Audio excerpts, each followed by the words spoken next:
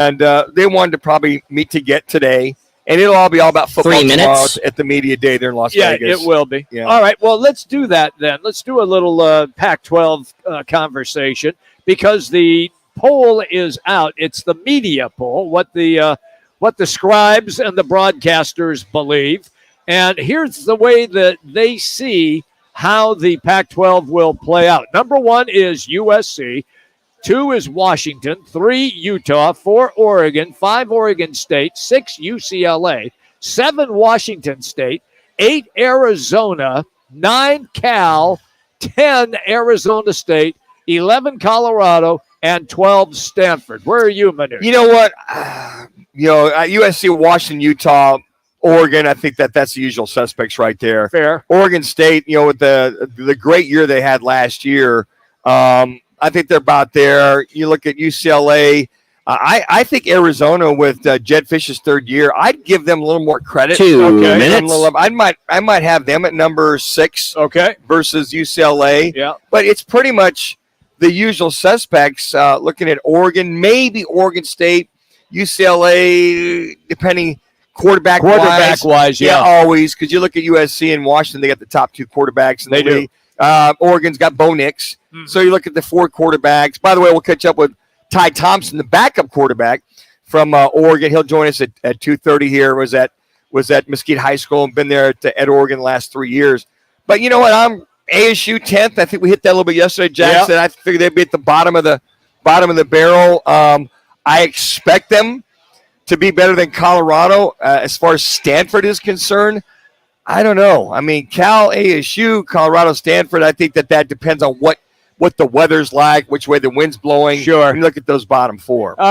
Let me throw this one then at Jax, former football wide receiver. At 1 minute. 1 minute. Are you thinking that Colorado, with second to last in the 11th spot, is going to surprise people? No. You don't? No, not at all. No, I mean, you got Shador Sanders and Travis Hunter.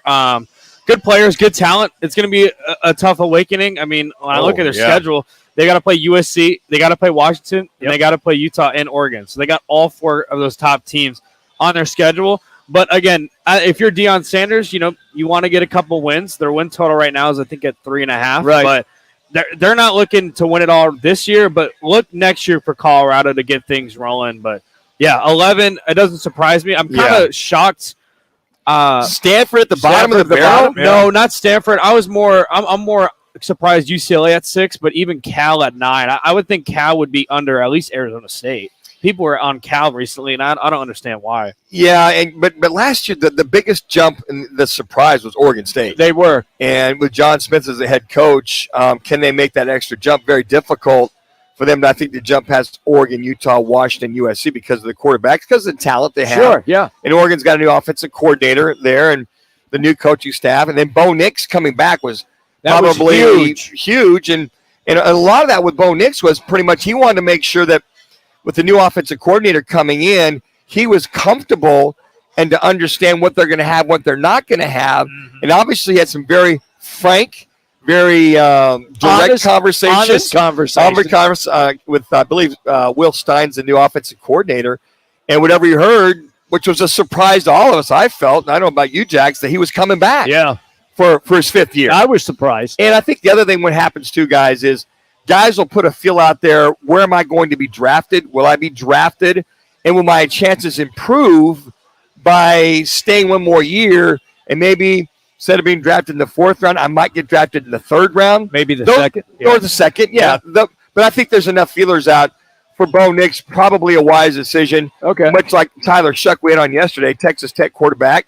Wise decision to maybe wait a year and come out and get a better chance of going higher in the draft. Sure. Because, guys, we're talking about anywhere from $500,000 to maybe $2.5-3 million difference. Exactly. By going in a higher draft position. I'm with you on that 100%. Hey, we're broadcasting today at the Twin Peaks on Camelback.